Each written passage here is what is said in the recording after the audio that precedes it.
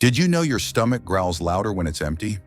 That rumbling sound, called borborygmi, isn't actually hunger itself.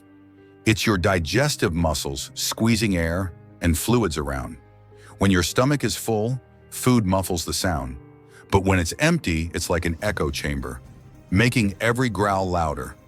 So the next time your stomach roars in class, don't be embarrassed. It's just science doing its thing. And don't forget to like, comment, share, and subscribe for more mind-blowing facts.